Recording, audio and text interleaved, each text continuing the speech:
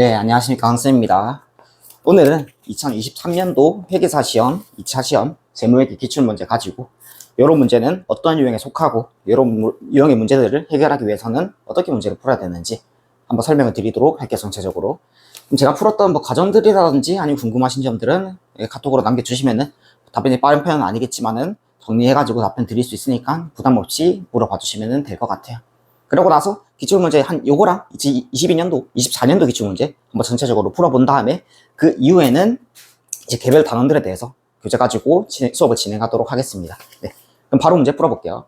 자, 문제는 3번, 4번, 5번, 6번 이렇게 4가지 문제를 풀 거예요.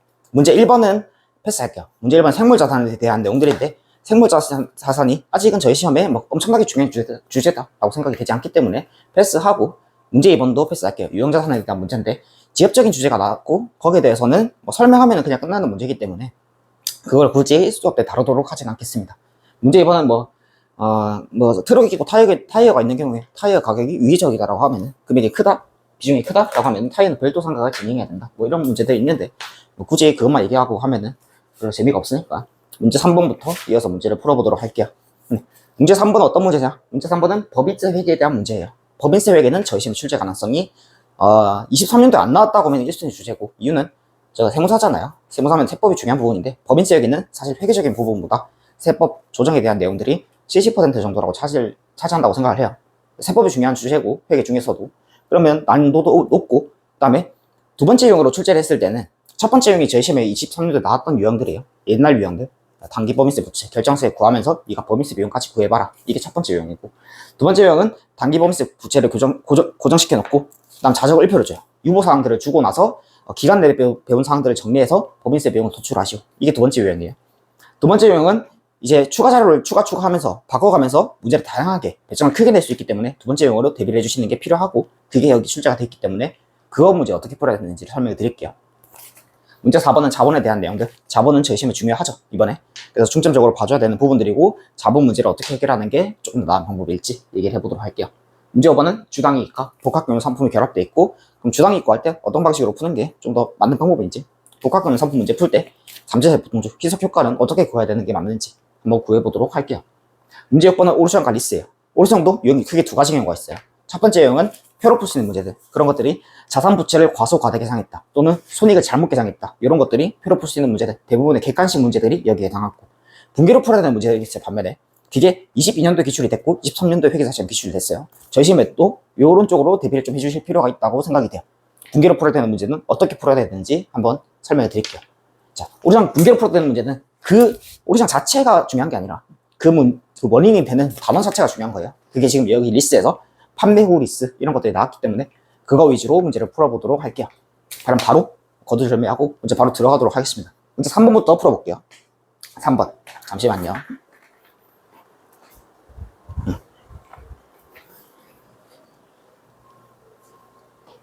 자, 바로 들어가 보죠. 23년도 회계사시험 기출문제는 난이도가 꽤 어려운 편이었어요. 그건 감안하고 봐주시면 될 것 같아요. 문제 3번 풀어보죠. 문제 3번은 법인세 회계에 대한 내용들이에요. 공통자료를 주죠. 단기 법인세 부담액은 5만원이다. 단기 중 일시적 차이 변동 내역의 일부이다. 일시적 차이라는 것은 언젠간 소멸되는 사항들이에요. 일시적 차이. 자, 세법에서 모든 유보는 종국적으로 손익으로 귀결되게 돼 있어요. 그게 자산을 처분하거나 이런 경우도 실현될 때도 유보가 추인될 거고, 실현이 안 된다 해도 청산이 되면 추인되기 때문에 모든 유보는 손익으로 귀결되게 돼 있어요. 그래서 일시적 차이, 그게 조정되는 게 이한법인세 자산부채, 회계적으로 자산부채로 표시를 하죠. 네, 유보사항을 지금 주고 있어요. 법의 피해 금융자산에 대한 유보사항들, 매출채권 손실총납금에 대한 유보사항들 주고 있고, 단기 평균 법인세율과 세율 차이가 이만큼 있다. 그 다음에 미래 과세소득의 발생 가능성 높다. 유보가 추인될 가능성이 높다. 그 다음에 회계 처리 수행 시 영업인세 자산과 부채는 상기한다고 나와 있고, 포괄손익계산서 기타 포괄손익은 기간 내 배분 법인세율과 가감한 순액으로 표시한다라고 가정을 친절하게 주고 있어요. 그랬을 때 물음 1번 물어보는 게 뭔지 일단 파악을 하죠. 물음 1번. 자, 추가 자료를 활용해서 요구사항에 답하시오. 요구사항은 독립적이다. 첫 번째 요구사항 풀어보죠. 첫 번째 요구사항은 X1년 말, X1년도 12월 31일 날 회계 처리를 하시오. 그 다음 두 번째, X1년도 NI에 미친 영향, 두 가지를 물어보고 있네요. 자, 자료 정리해보죠. 이런 문제가 났을 때 어떻게 풀어야 되는지. 자, 두 번째 유형에 속할 때는 문제를 자 순서대로 해결해 주시면 돼요. 첫 번째는 자료에서 둔 단기 법인세 부채 있잖아요. 즉 결정세, 법인세 부담액 자체를 기재하는 게 첫 번째 순서예요. 두 번째는 자적 을표를 보시면서 유보사항의 변동을 기재해 주는 거, 즉 이연법인세 자산부채 변동사항을 기재해 주는 게 두 번째 순서라고 보시면 돼요. 그럼 자료 보시면서 기재해보죠. 공통자료를 단기순 손익 때문에 발생한 유보사항은 그냥 합계액만 기재해주면 돼요. 기초금액이 얼마죠? 합계액 12,000원에서 3,500원 빼주시면 8,500원이죠. 그 다음에 기말금액 기재해주시면 8,000원이죠. 그러고 나서 추가 자료에 있는 자료가 FB, OCI 금융상품이죠. 유보사항 정리해보죠. 기초의 금액 4,500원, 그 다음에 기말의 금액이 마이너스 3,000원. 이연법인세 자산부채 변동사항을 정리해야 돼요. 그럼 기초 먼저 정리해줄게요. 유보를 정리했을 때 입금 산입 4,000원만큼 나와요. 기말금액 정리해봤을 때 유보를 정리해보면은 입금 산입 5,000원 나와요. 자, 입금 산입 볼게요. 기초에 입금 산입 4,000원이 됐다는 거는 언젠가는 송금 산입으로 추인될 거란 얘기예요. 즉 미래 법인세를 감소시킬 거기 때문에 얘는 이연법인세 자산이라고 보시면 돼요. 기말도 마찬가지겠죠. 지금 입금 산입 5,000원 돼 있다는 거는 미래에 입금 산입 송금 산입 5,000원만큼 될 거니까 얘도 이연법인세 자산이라 생각하면 돼요. 이연법인세 자산이 기초 대비해서 기말에 1,000원만큼 증가했네요. 1,000원 곱하기 22% 세율 적용한 만큼 이연법인세 자산이 증가했네요. 그거 표시해 주는 게 두 번째 순서예요. 이연법인세 자산 220원. 세 번째 순서는 이제 기간 내 배분이에요. 기간 내 배분이 뭐냐? 기간 내 배분이 뭐냐? 단순히 암기하지 마시고 한번 생각을 해볼게요. 기간 내 배분은 단기순 손익 NI가 아닌데 세무조정이 발생해서 단기법인세 부채 결정세액을 증가시켰거나 또는 결정세액은 그대로인데 이연법인세 자산부채를 증가시킬 경우, 즉 유보가 발생된 경우에는 그 효과를 NI가 아니니까 NI에서 조정해주는 게 아니라 얘를 기타 포괄손익 OCI 또는 자본 항목에서 직접 가감해주는 게 기간 내 배분이라고 보시면 돼요. 기간 내 배분. 그럼 기간 내 배분은 어떻게 문제를 풀어야 되냐? 나중에 세부적으로 설명을 드리겠지만 기간 내 배분은 단순하게 생각하면 돼요. 자, 자기주식 처분 이익은 뭐죠? 자기주식 처분 이익은 단기 순이익이 아니죠. 자본 항목의 손익이죠. 근데 그것 때문에 입금 산입 기타라는 세무조정이 발생하죠. 발생하면 입금 산입 기타라는 조정을 통해서 단기 법인세 부채 결정세액 자체가 증가하죠. 그 효과를 반영해주는 게 자기주식 처분 이익. 그래서 얘는 단기 결정세액을 증가시키기 때문에 단기세율 적용하는 게 자기주식 처분 이익. 두 번째는 OCI 같은 경우에는 뭐 단순하게 생각을 해볼게요. 분개를 하나 해보죠. OCI 토지에 대한 재평가를 했다. 그럼 OCI 발생하고 토지 100 이렇게 발생하죠. 세법상 분개는 법률에 의한 평가제가 아니면 인정하지 않기 때문에 세무조정 사항은 NI는 제로, 각사수는 제로 조정할 때 첫 번째 자산부채 수정. 회계인 토지를 자산을 10만원만큼 더 잡았으니까 이만큼 마이너스 송금산이 마이너스 유보, 송금산이 토지 마이너스 유보. 그 다음에 그렇게 조정하면 0이 0으로 안 되죠. NI가 각사소로 안 되기 때문에 입금산이 기타, OCI, 기타 이런 조정이 발생하죠. 즉 두 개 발생했으니까 단기 법인세 부채에는 영향을 미치지 않는데 다만 유보가 생김으로써 입금 산입될 이연법인세 부채가 증가하죠. 그럼 그 증가 효과를 OCI 손익에서 가감해주는 게 기간 내 배분이에요. 그래서 단순하게 생각하면 모든 OCI가 증가할 때는 자본으로 증가하진 않아요. 기타 포괄 손익 유계액으로 증가하지 않아요. 그렇기 때문에 OCI 증가는 싹 다 반대로 세율 효과만큼 반영해주면 돼요. 단지 미래세율 적용해서 유보가 추인되는 시점에 세율로 직접 가감해주는 게 기간 내 배분 OCI. 감소는 어떨까요? 감소는 외워서 푼다고 하면은 만약에 OCI 손익이 나오잖아요. 그러면은 반대로 조정해주면 돼요. 손익이 나오는 게 아닌 경우, 즉 토지죠. 토지, FOCI 지분상품 이런 것들 실현될 때 분계 자체는 미실현 손익이 기타 포괄수익 유계액이 없어지고 미처분 이익 경우로 넘어가기 때문에 얘는 OCI 손익이 안 나오죠. 그런 것들은 무시해 주시면 돼요. 감소는 무시해 주시면 돼요. 왜냐하면 단기법인세 부채 효과랑 이연법인세 자산부채 효과가 상기되기 때문에 추가로 조정해줄 사항이 없는 거예요. 그렇게 생각을 해서 문제를 풀어주시면 돼요. 그거 조정해주는 게 세 번째 순서예요.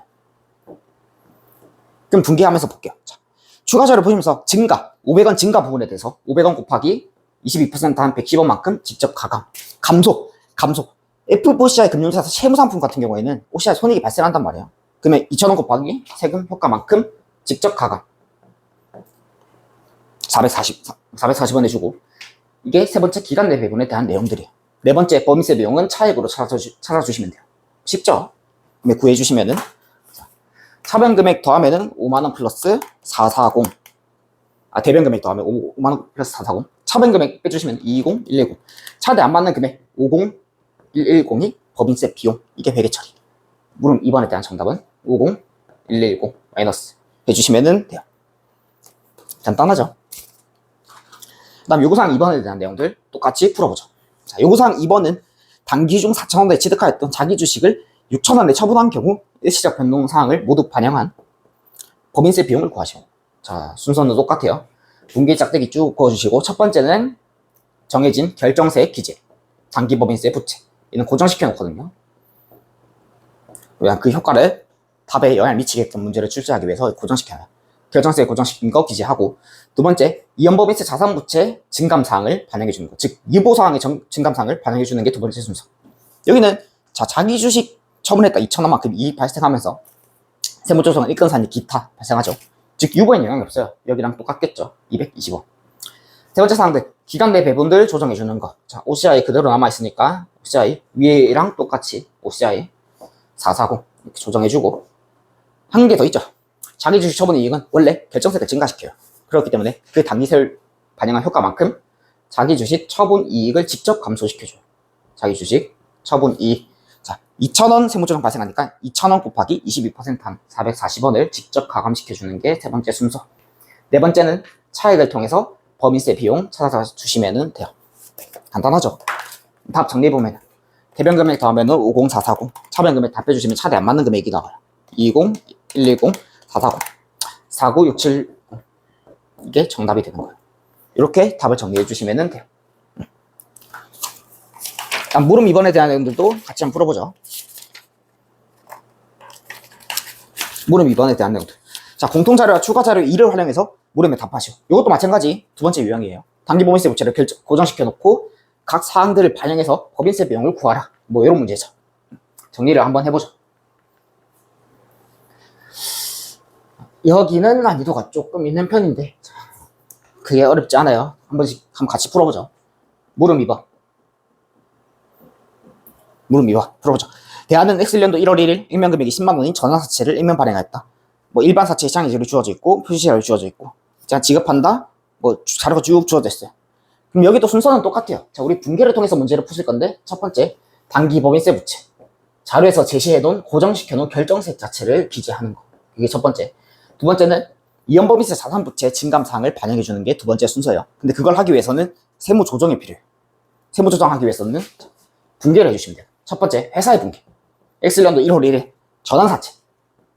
현금흐름 표시해주면은 X년도 1월 1일 기초 기준으로 봤을 때 만기가 4년, 표시할 7%, 그럼 4번 7,000원, 7,000원, 7,000원, 7,000원, 그리고 10만원. 이런 현금흐름을 가지고 있죠. 보장수익률이라든지 상한할증금에 대한 자료가 없으니까 이런 현금흐름. 회계는 항상 금융자산 금융부채는 공정가치로 인식하는 게 원칙이에요.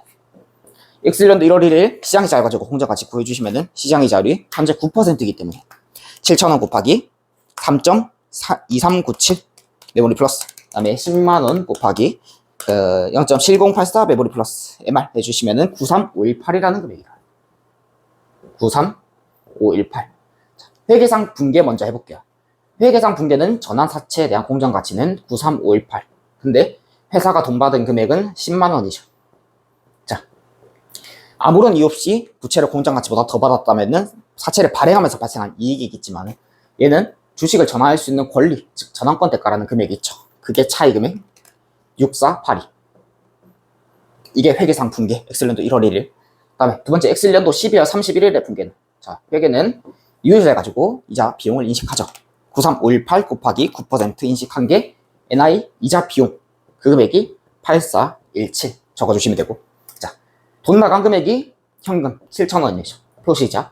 나머지가 사채의 실질적 가치 증가분 1417 적어주시면 이게 회사의 분계죠.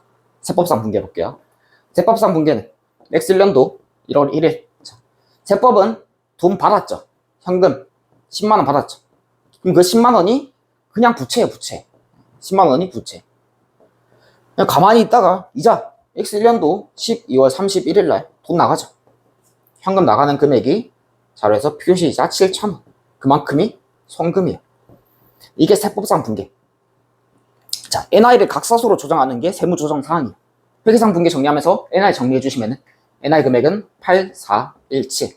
세법상 여기 보시면서 각 사업연도 소득금액, 입금 성금액 합계액 정리해 주시면은 7,000원이란 금액이 나오죠. 자, 이렇게 조정해 주는 게 세무조정. 첫 번째는 자산부채 변동 먼저 반영해줘요. X년도 1월 1일 사채에 대한 금액이 93518. 세법상 부채 금액은 10만원. 회계는 세법에 비해서 부채를 덜 인식했죠. 6482만큼. 그럼 송금산입 마이너스 6. 전환사채 마이너스 6. 금액은 6482. 마이너스 6. 두 번째, 기말에 보니까 자산부채. 기말에 회계는 부채를 1417만큼 인식했어요. 세법상 부채 인식한 금액은 없는데 부채를 더 인식했죠. 그럼 입금산입 전환사채 금액이 141765. 그러고 나서 보니까 8417이 이렇게 잘 조정됐는지 보시면 안 맞는 금액이 6482만큼 나와요. 그게 전환권 대가, 입금산입 자본 항목, 전환권 대가라는 금액은 6482. 소득 처분은 생각해보면 이거 자산부채 아니니까 유보 아니고 밖으로 빠져나간 거 아니죠. 사유출된 거 아니니까 사유출 조정상 아니고 그럼 기타죠. 세무조정상은 기타. 이렇게 세무조정 해주시면 돼요. 이게 필요해요. 이 문제를 풀기 위해서 이 세무조정이 필요하단 말이에요. 그럴 때 회계상 분개해주시고 세법상 분개해주시고 생각을 해주시면은 문제 푸는데 좀 더 수월하게 푸실 수가 있을 거예요. 자, 해서 구했다. 구했으면은 사실 다 구했어요. 끝났어요. 두 번째 순서가 이연법인세 자산부채 유보사항의 증감사항을 반영해주는 게 두 번째 순서라 했어요. 반영해줄게요. 기초 뭐 딴 것들 다 합치고 그냥 FPL금융자산 매출채권 손실총량금 합쳐가지고 그냥 8,500원 필요한 자료는 기초랑 기말금액. 자, 11,000원, 3,000원 빼주시면은 8,000원이죠. 여기서 우리가 전환사채에 대한 세무조정을 통해서, 즉 여기 있는 세무조정을 통해서 발생한 게 기초 뭐 증가 감소 뭐 순서 상관없어요. 증가 감소. 원래 전환사채 아무것도 없었다가 세무조정을 통해서 송금산입 마이너스 6482만큼 증가했죠. 두 번째, 감소했죠. 1417만큼 유보가 추인됐죠. 그래서 결과적으로 나온 금액이 6482에서 1417 뺀 금액, 6482 마이너스 1417 뺀 금액이 5065 이렇게 나왔잖아요. 5065. 자, 우리가 필요한 거는 유보사항의 증감사항들, 즉 이연법인세 자산부채의 증감사항들이에요. 기초금액 정리해보면 8,500원. 기말금액 정리해주시면 5065에서 8,000원 빼주시면 293. 여기까지 잘 따라오고 계시죠? 막히면 한번 돌아가서 다시 봐주시면 돼요. 기초 입금산입 유보돼 있으니까 나중에 송금산입 추인될 거예요. 그러니까 이연법인세 자산이라고 보시면 돼요. 기말에 입금산입 돼 있으니까 나중에 송금산입 추인될 거예요. 그러면 얘는 이연법인세 자산이라고 보시면 돼요. 이연법인세 자산이 기초 대비해서 기말만큼 감소한 금액이 565 곱하기 20%, 22% 세율 적용한 금액이죠. 그게 두 번째 순서. 이연법인세 자산이 기초 대비해서 기말 감소한 금액이 요 차익 곱하기 22%한 금액. 1, 2, 2, 4. 정리하는 게 두 번째 순서. 세 번째 순서는 기간 내 배분이라 했어요. 자, 기간 내 배분 대상이 뭐 있는지 한번 생각해 볼게요. 단기순이익의 증감이 아닌데 얘 때문에 뭔가 유보가 발생하거나 아니면은 결정세액 자체가 증가하거나 그게 뭐 있죠? 요거잖아요. 전환권 대가는 단기순이익이 아니잖아요. 전환권 대가가 자본 항목이잖아요. 근데 얘 때문에 지금 유보가 발생했잖아요. 그럼 그 효과만큼은 전환권 대가에서 직접 차감시켜주는 거예요. 입금산입 될 거니까 이연법인세 부채란 말이에요. 그 효과 자체를 전환권 대가에서 직접 차감해주는 게 세 번째 순서. 전환권 대가 세율 효과만큼 6482 곱하기 22%한 만큼 전환권 대가 1426을 직접 자본 항목에서 차감시켜주는 게 세 번째 순서. 네 번째는 다른 거 없잖아요. 다른 거 없으니까 네 번째는 차액을 통해서 NI 구해주시면 돼요. 차액을 통해서 NI. 그 금액 구하면은 5만원 플러스 1, 2, 4 안 맞는 금액 1426 구해주시면은 49798 구해주시면 되고, 요거를 물어보고 있고, 이연법인세 아까 뭐였죠? 이연법인세 자산 그거 아까 293 곱하기 22%죠. 이게 이연법인세 자산. 동그라미 1번에 대한 정답, 요게 동그라미 2번에 대한 정답. 이렇게 풀어주시면 돼요. 다음 문제 풀어보죠.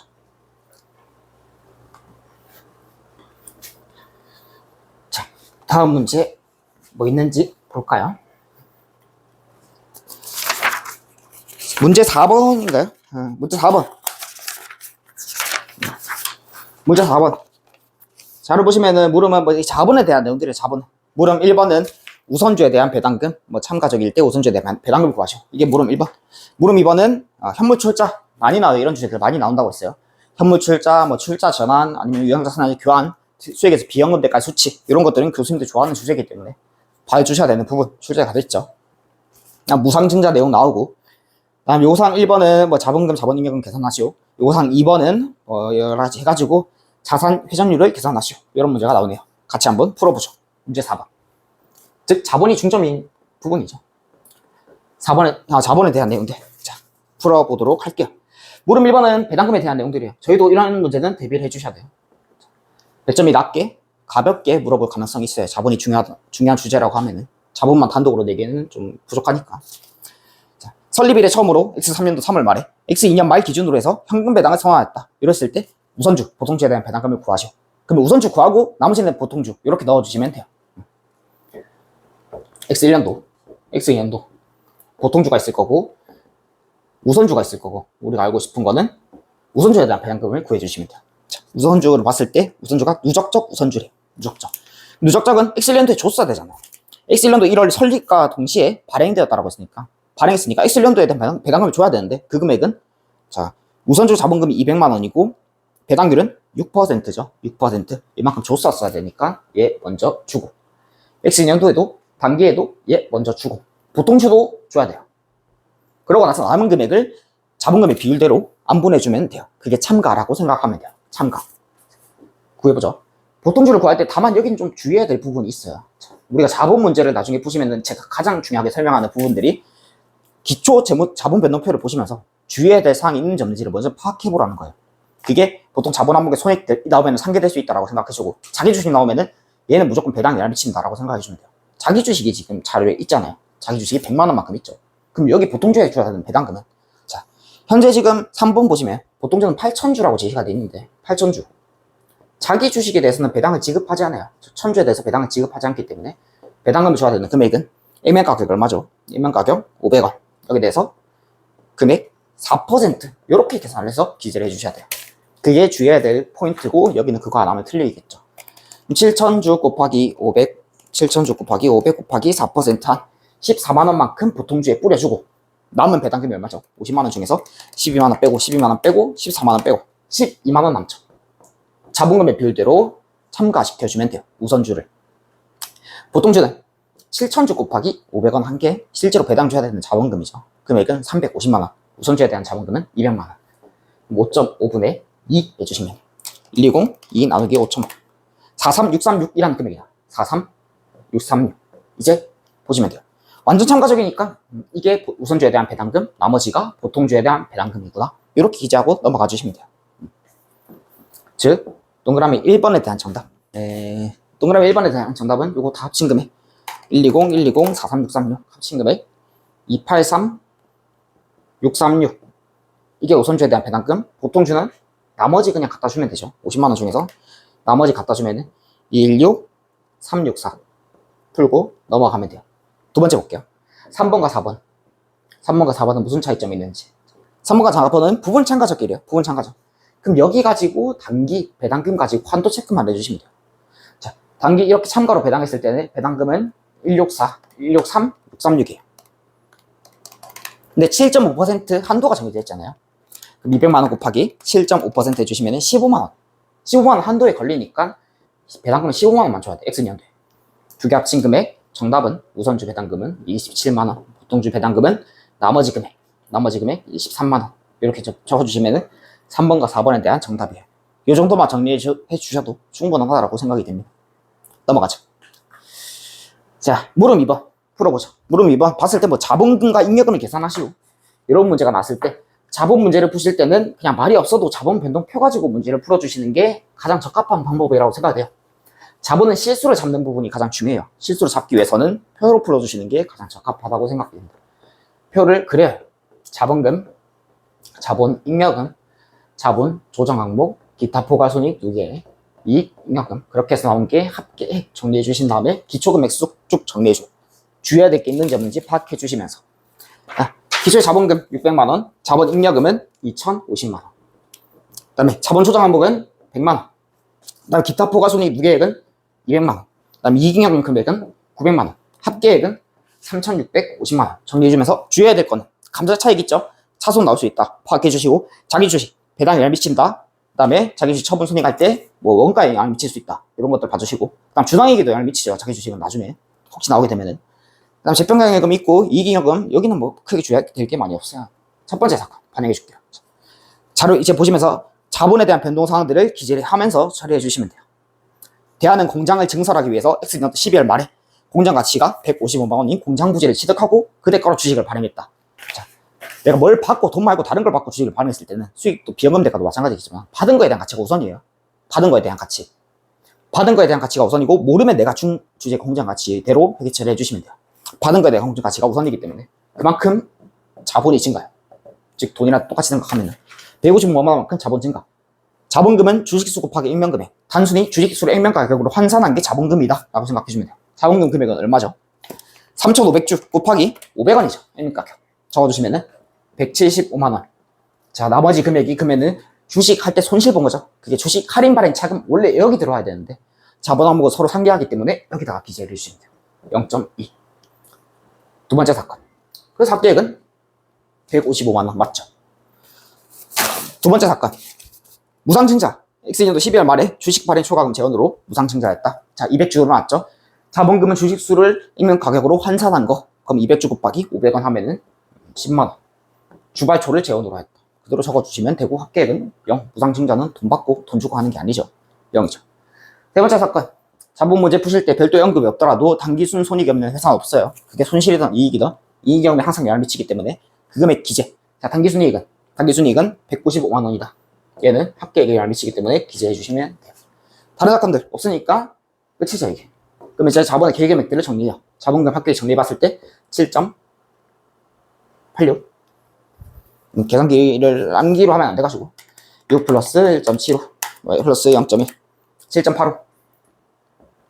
자, 쭉 정리해봤을 때 20.2 정리했을 때 마이너스 1 정리했을 때 2 정리했을 때 10.95 쭉 정리했을 때 36.5 플러스 1.55 플러스 1.95 40 맞는지 볼게요. 7.85 플러스 20.2 마이너스 1 플러스 2 플러스 20.95 해주시면 40 맞죠? 이렇게 했을 때 맞고 이렇게 했을 때 맞으면 계산 실수 없어요. 금액 다 기재할게요. 자, 동그라미 1번 보통주에 대한 자본금. 보통주 자본금 물어보니까 우선주 자본금 제외한 5.85 이거 적어주시는 게 동그라미 1번에 대한 정답. 자본 잉여금 적으라는 게 두 번째니까 이거 그대로 끌고 와서 적어주시는 게 두 번째 대한 정답. 세 번째 요구사항 2번 보시면은 기말 총 자산 회전율을 제시를 하고 있어요. 자, 부채 비율은 뭐냐? 부채 비율은 암기하실 필요가 있어요. 자주 나오기 때문에. 자본에서 부채가 차지하는 비율을 말하는 게 부채 비율이에요. 요게 지금 120%래요. 자본이 지금 4천만 원인데 120%라는 소리는 부채가 4,800만 원의 소리예요. 자산은 뭐죠? 자산은 부채 플러스 자본. 제가 항상 말씀드리는 거예요. 자산 부채 플러스 자본 합쳐주시면 8,800만 원이 자산이에요. 총 자산 회전율을 계산하라. 기말 자산 금액이 8,800만 원. 매출액은 보시면 위에 친절하게 나와있죠. 100.32. 그러면 나눠주시면은 100.32 나누기 8,800만 원. 1.14 나오죠? 곱하기 100 해가지고 114% 기재해주시면 돼요. 그게 요구사항 2번 동그라미 1번에 대한 정답. 이렇게 문제를 풀어주시면 돼요. 자, 다음 문제 풀어보자. 물음 3번. 예, 말문제는 그냥 한번 생각해보고 써주시면 돼요. 말문제 크게 중요하지 않아요. 물음 4번. 종업원 급여, 확정급여 제도의 적용이 NI, OCI에 미치는 영향을 각각 제시하시오. 이렇게 출제가 됐네요. 문제 한번 같이 풀어보자. 종업원 급여 문제, 저 시험에 다시 나올 가능성은 사실 없지만 난도가 쉬워서. 자, X2년도 물어보니까 기초 자산부채, 주요 자산부채를 정리하고 기말 주요 자산부채를 정리하고 자산부채 주요 계정들, 변동사항들, 다른 자산부채 변동들 정리하면은 NI 플러스 OCI 합계액이 나와요. 그렇게 정리할게요. 기초 X2년 초금액 정리해보면은 사회적자산의 공정가치가 135만원, 확정급여 채무는 120만원. 그러면 순자산금액은 15만원.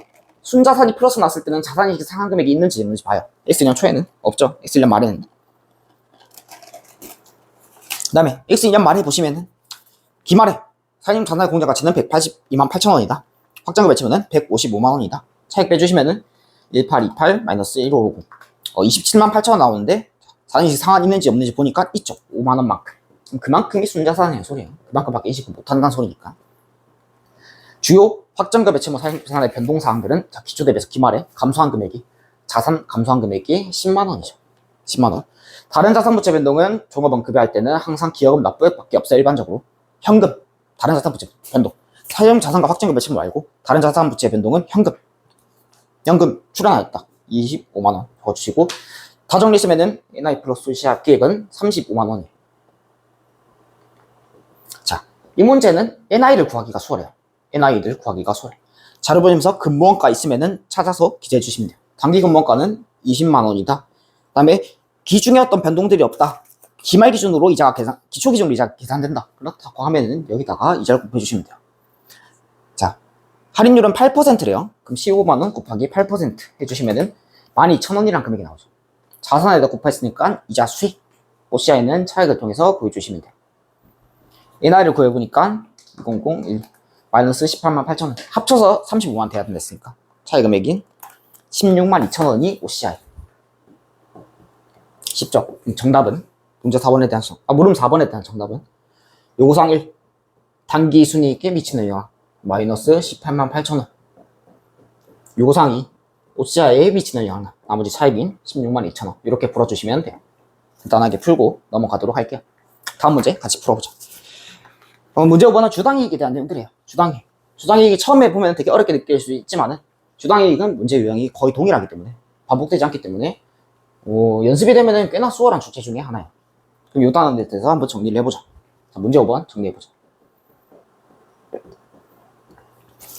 문제 5번, 물음 1번이 뭐죠? 물음 1번은 물어보는 게 X2년도 기본 주당이익을 계산하기 위한 보통주 기속이익, 즉 분자요소랑 가중평균 보통주식수, 분모요소를 두 가지를 물어보고 있죠. 정리 하나씩 해보죠. 위에 먼저 정리할게요. 위에 분자 기본 주당이익 물어보면은 자, 단기순이익을 찾아서 적어줘. 단기순이익이 500만원 나와있죠.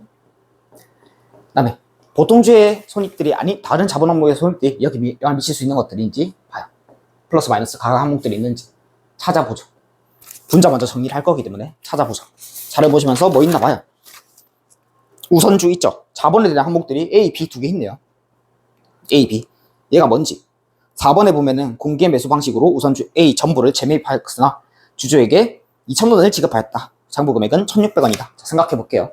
장부 금액이 1,600원짜리 2,000원을 샀어요. 그럼 400원씩 손실이죠. 400원씩 손실 곱하기 2,000주 하면은 80만원만큼 손실이에요. 80만원. 자, 우리가 가장 많이 접하는 우선주 자본금은 여기서 빼죠. 우선주 배당금, 누적적 배당금을 빼잖아요. 그럼 그 배당금은 자본에서 빠져나가는 게 배당금이죠. 그럼 얘는 자본의 항목에 대한 손실이죠. 똑같은 성질이죠. 마이너스 쳐주시면 돼요. A는 마이너스 80만원. B는 우선주 B는 누적적 비참가적이래요. 자, B는 전기에 지급하지 못한 배당금과 단기의 배당금을 모두 지급하기로 단기 중 결의하였다. 누적이면은 지급 결의 상관없이 그냥 배당률 곱해주시면 돼요. 10%. 1,000주 곱하기 1,000원. 1,000주 곱하기 1,000원. 우선주 자본금에 10% 곱해주시면 그만큼 배당을 나중에 언젠가 줘야 되기 때문에 10만원 빼주시면 돼요. 빼야 되는 금액이 90만원. 이게 분자요소 정리. 분모요소 정리하죠. 가중평균 유통보통주식수. X1년도, X2년도 1월 1일부터 봐서 기초 주식이 몇 주죠? 18,000주. 자, 이제 변동사항들 정리할게요. X2년도 3월 1일 주주 우선 배정 신주 발행을 실시해서 2,400주가 증가했다. 우상증자 발행 가격은 2,000원이고 공여 가치는 2,400원이다. 저가 발행이에요. 가장 많이 나오는 주제. 자, 돈 받은 금액을 계산해요. 돈 받은 금액 2,400주 곱하기 2,000원. 480만원 받아요. 요거 시장 가격으로 사면 몇 주 살 수 있죠? 2,400원 나누면 시장 가격으로 사면 2,000주밖에 못 사요. 2,000주. 그럼 나머지 400주는 뭐냐? 무상증자 하자마자 유상증자 하자마자 무상증자 했다고 보는 거죠. 그 비율도를 나눠주시면 400주 1820. 여기는 360주. 여기는 나눠주시면 40주 이렇게 나오죠. X년도 3월 1일 금액이. 자, 그 다음에 다른 변동사항들이 있는지 없는지 봐요. 9월 1일 X년도 9월 1일 자기 주식을 취득하였다. 1,000주 적어주시면 되고, 그 다음에 이 중에 600주를 X년도 11월 1일에 600주를 발행하였다. 보통주가 다시 시장으로 들어가니까 적어주시면 되고, 다른 보통주에 대한 변동사항들은 없으니까 끝이죠. 요거 정리해주는 게 가중평균 보통주식 수이자 여기에 대한 정답이죠. 18360 메모리 플러스 2040 곱하기 10 나누기 12 메모리 플러스 1000 곱하기 4 나누기 12 메모리 마이너스 600 곱하기 2 나누기 12 플러스 해주면 MR 해주시면 19 8 2 7 주가 나와요. 이게 정답. 물음 1번에 대한 정답. 자, 물음 2번에 대한 내용들을 풀어보죠. 자, 추가 자료를 이용해서 각 요구사항에 답하시오. 요구사항 1번은 요구사항 1번은 희석주당이익을 계산하기 위해서 신규 유습권 희석효과를 분석하기 위한 표다. 요거에 대한 분자라 당기순이익 조정 금액과 분모 조정 주식수를 구하시오. 요게 문제네요. 자, 여기 세후 상환할증금 이자 비용 적히죠. 그럼 우리가 필요한 거는 상환할증금의 이자 비용이죠. 상환할증금에 대한 이자 비용 구해보죠. X1년도 1월 1일 자, 신주주권 부가채 현금 흐름을 표시해주면 액면금액 1000만원, 표시자율 30만원. 근데 자, 우리가 필요 있는, 지금 생각을 해보면 복합금 상품은 필요한 주제를, 필요한 거를 찾아서 푸는 사람이랑 그냥 쭉 푸는 사람이랑 시간 차이가 가장 많이 나는 게 복합금 상품이에요. 찾아볼게요. 우리가 필요한 건 뭐죠? 세후 상환할증금 이자 비용이잖아요. 필요한 건 상환할증금만 알면 되죠. 굳이 구할 필요 없어요. 상환할증금은 표시자율 3% 보장수익률이 있죠. 보장수익률이 있으면 상환할증금 계산. 기간 3년 1.05 곱하기 1.05 메모리 플러스 1.05 메모리 플러스 1 메모리 플러스 MR 하고 보장수익률로 계산한 이자 50만원과 표시자율로 계산한 이자 30만원 차이 곱하기 20만원 해주시면 그게 상환할증금이죠. X3년도 12월 31일에 더 줘야 되는 상환할증금이 630 500. 자, 이런 것들은 그냥 귀찮더라도 X년도 1월 1일이 제일 안전해요. 기초로 소급해서 갔을 때 시장 수익률이 연 6%이기 때문에 6% 가지고 현재 가치 3년의 현가계수 위에 적혀있으니까 630 500 곱하기 6% 3년의 현가계수 8396 해주면 529 368이 나와요. 529 368. 자, X년도 1월 1일 금액 구해주시면 곱하기 1.06 561 130 이렇게 나오죠. 우리가 알고 싶은 거는 세후 상환할증금 이자 비용. 아무런 사건이 발생하지 않았을 때 이자는 561 130 곱하기 6%. 근데 30%가 전환돼 버렸으면, 행사돼 버렸으면 70%에 대한 이자만 인식. 세후 상환할증금 이자 비용이니까 이렇게 해서 답 구해주시면 돼요. 561 130 곱하기 6% 곱하기 70% 남아있는 거 곱하기 90% 1-t에서 여기다가 기재 해주시면은 이게 정답이죠. 요거상 1번에 대한 정답. 밑에는 어떻게 해야 되죠? 신주주권 부가채 밑에 부분을 정리할 때는 이렇게 해주시면 돼요. 기중에 얘 때문에 행사된 주식이 있는지 찾아요. X년도 1월 1일 있죠. 자, 원래 몇 주 발행될 수 있죠. 이게 지금 액면 가격 2,000원당 한 주에 보통주가 발행되니까 1,000만원 나누기 2,000 하면 5,000주 발행될 수 있죠. 그중에 30%가 행사됐다. 1,500주 발행될 수 있고. 그 다음에 두 번째는 기말에 발행될 수 있는 보통주를 찾아요. 기말에. 나머지 70% 발행되면 3,500주 발행될 수 있죠. 그리고 신주주권 부가채랑 주식 선택권 같은 경우에는 단순히 주식이 발행되는 게 아니라 돈을 받고 주식이 발행되죠. 그럼 이런 인수인주가 자체가 없다고 해도 그 돈 가지고 사람은 주식을 살 수 있단 말이에요. 그 주식은 잠재적 보통주에서 제외해 주셔야 돼요. 그거 구하는 게 돈 받는 금액이 얼마죠? 돈 받는 금액 행사 가격이 1,500주 하면은 1,500주 곱하기 2,000원. 돈 받아서 300만원 가지고 돈 받아서 시장에서 사면 나누기 4,000 하면 시장에서 살 수 있는 주식 수는 750주예요. 빼야 되고 기말도 마찬가지. 3,500주에서 3,500주 돈 받으면 얼마죠? 2,000원. 700만원만큼 받아가지고 나누기 4,000 시장에서 살 수 있는 주식 수는 1,750주예요. 얘를 회계 기간 중 가장 빠른 시기로 땡길 건데 부채 같은 경우에는 언제 발행됐는지는 좀 신경 써서 봐주셔야 되겠죠. 봤을 때 전년도 발행이니까 750 곱하기 0분의 12 1월 1일이니까 이미 얘는 1750 곱하기 12분의 12에서 여기다가 기재해 주시면 돼요. 1750주. 이게 요거상 1번 동그라미 2번에 대한 정답. 요거상 2번은 어떻게 풀까요? 요거상 2번. 자, 얘도 마찬가지 물어보진 않지만은 분자, 분모 요소를 같이 정리를 해볼게요. 자, 위에 분자 먼저. 세후 상환할증금 이자 비용을 구해야 돼요. 세후 상환할증금 이자 비용 구해볼게요. 이렇게 구해주시면 돼요. 아무런 사건이 발생하지 않았다면 발생할 이자는 6%겠죠. 시장시효율 예산화 이자. 얘를 월수로 쪼개주면 돼요. 행사 전 2개월과 행사 후 10개월 이렇게 쪼개주시면 되고 행사 전은 행사되기 전이니까 100% 전부 다 이자 발생. 행사 후는 30% 행사됐으면 70%만 발생. 여기다가 곱하기 1-10% 한 게 정답이에요. 자료는 정리하는 방법도 굉장히 중요하거든요. 자료 정리하는 방법도 같이 한번 정리랑 같이 한번 해봐요. 또는 혼자 연습을 좀 해주실 필요가 있어요. 나중에 2차 시험 치실 때는 561 130 곱하기 6% 곱하기 2 나누기 12 메모리 플러스 561 130 곱하기 6% 곱하기 10 나누기 12 곱하기 70% 메모리 플러스 MR 누르고 곱하기 90% 하면은 바로 나와요. 이 금액이 깔끔하게 21726 세후 상환할증금 이자 비용. 근데 얘를 물어보고 있지는 않고 밑에는 뭐를 물어보죠. 기중에 행사된 신주주권이 있는지 3월 1일 있죠. 30%면은 아까 똑같이 1,500주. 기말에 발행될 수 있는 보통 주식 수는 아까랑 똑같이 3,500주. 돈 주고 살 수 있는 주식은 빼야 된다라고 했어요. 1,750주. 빼고 회계 기간 중 가장 빠른 시기로 땡겨주시면 돼요.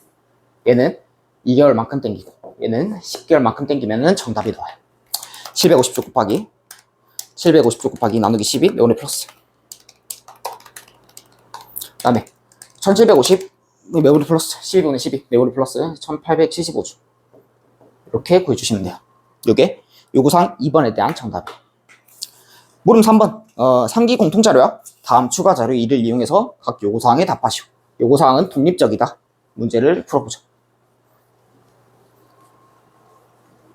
조금 지엽적인 주제예요. 결제 선택권이라는 건. 주식 결제 또는 현금 결제에 존재하는 복합금융 상품을 액면 발행하였으며 발행 조건은 다음과 같다. 물어보는 게 뭐죠?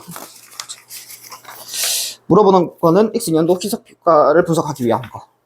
뭐 마찬가지 분자랑 분모 요소를 정하시고 30% 행사돼서 결제되었다고 할 때 정하시고. 자, 지금 자료에서 나오는 게 뭐죠? X년도 1월 1일 창안할증금이 지급 조건의 전환사채. 전환사 일단 현금으로 먼저 표시할게요. 헷갈릴 때는 기본적인 자료를 먼저 정리하시는 게 필요해요. 1,000만원 표시할 3%. 기간 3년.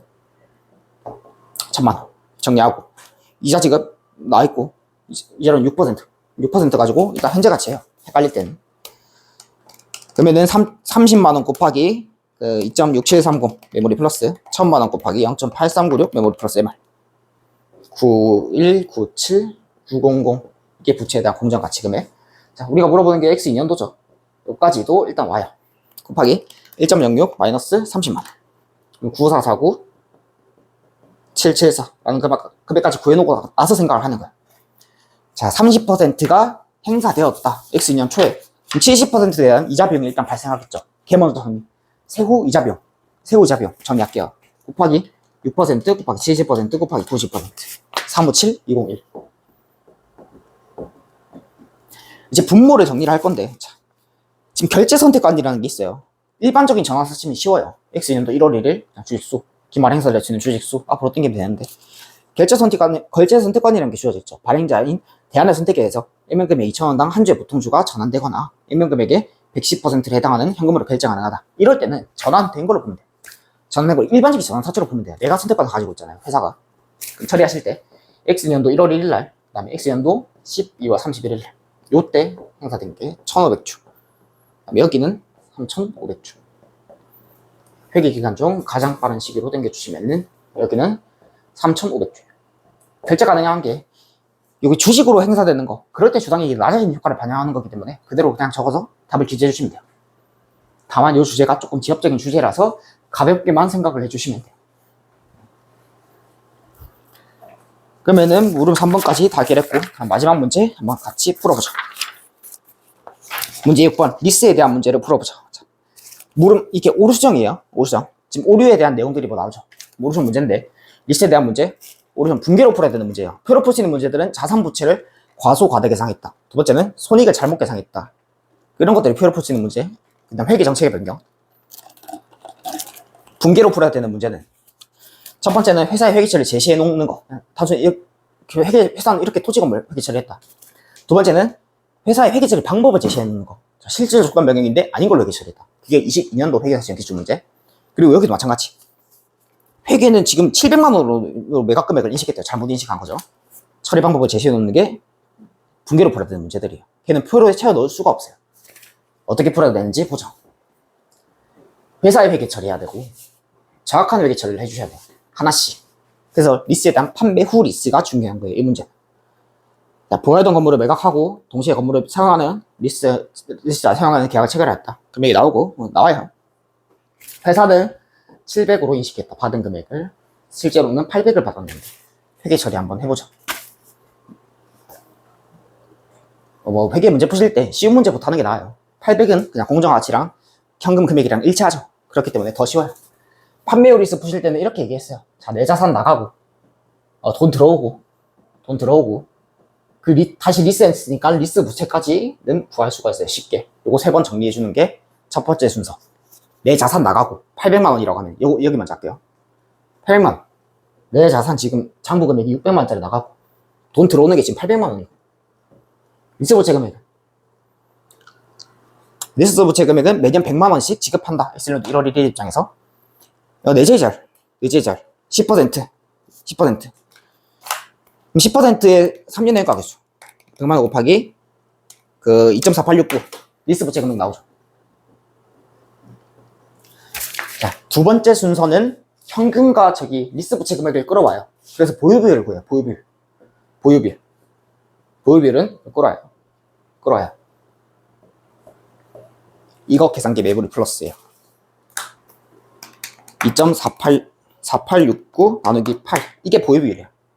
31.08% 이렇게 나오죠.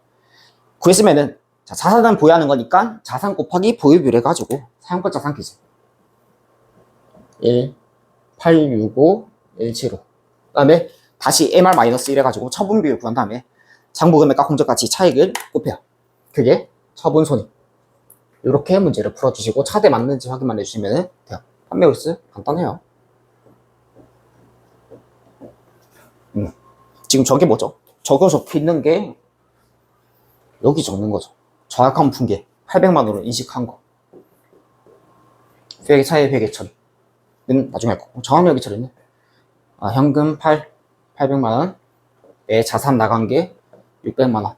사용권 자산 금액은 1,865, 175. 그다음에 리스 부채 금액은 2.4869. 그다음에 NI 유형자산 처분 손익 금액은 1378, 275. 기말 회계 처리. 사용권 자산 있으니 그 리스 부채부터 할게요. 리스 부채 있으니까 이자 비용 인식 금액은 248, 690. 그만큼 자, 돈 나가는 게 지금 100만 원이죠. 리스 나가니까 100만 원. 나머지가 리스 부채 상각금액 구해주시면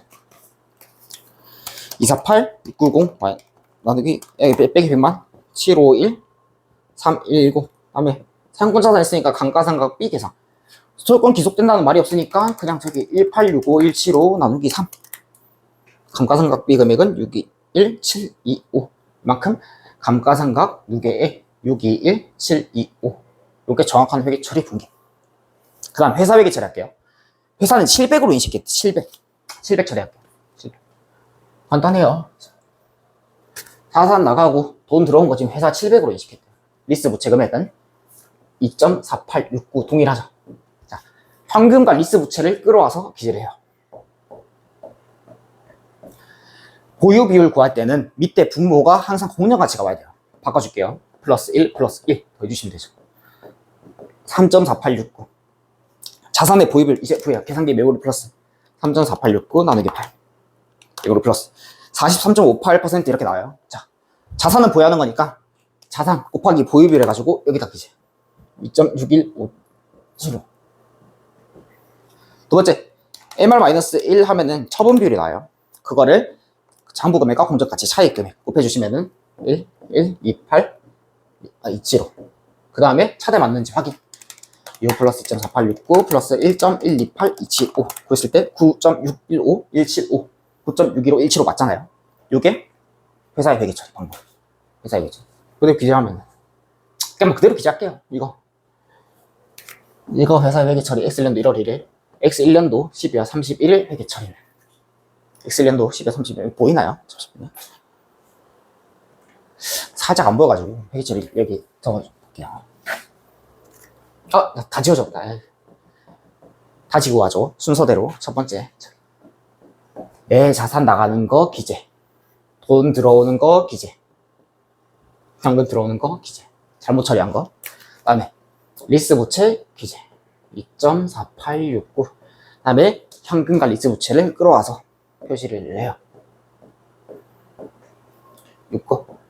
자, 부유비율 구할 때는 밑에는 항상 공정가치가 와야 돼요. 플러스 1, 플러스 1 해주시면 3.4869 나누기 8.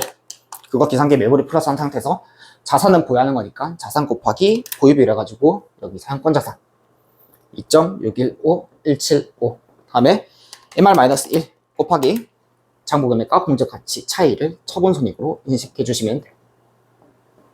요게 1월 1일 회계처리. 기말 회계처리는 자, 리스 부채는 동일하죠. 리스 부채. 이자 비용은 10%. 2.24890. 돈 나가는 금액이 100만원. 나머지가 리스 부채 상각금액. 밑에 거랑 똑같아요. 0.751, 315. 두 번째, 감가상각비 계산. 수권 기속 아니니까 2615175 나누기 3. 감가상각비는 871725. 감가상각 2개, 나머지 금액 871725. 기재해주고 나서 답 찾아주시면 돼요. 단기손, 오류 수정할 때 단기손익 미치 영향. 회사가 처리한 손익은 얼마죠? 계산해주면 되죠. NI, 이자, NI. 제대로 잡아내는 손익은 NI. 차이 금액, 동그라미 1번의 기재. 동그라미 2번, 사용권 자산 금액은 회사가 인식한 건 여기서 이거 뺀 금액. 제대로 잡아내는 금액은 여기서 이거 뺀 금액. 차이 금액 기재해 주시면 답이 정리가 돼요. 요까지 하고 나머지는 이어서 풀어보도록 할게요. 이상입니다.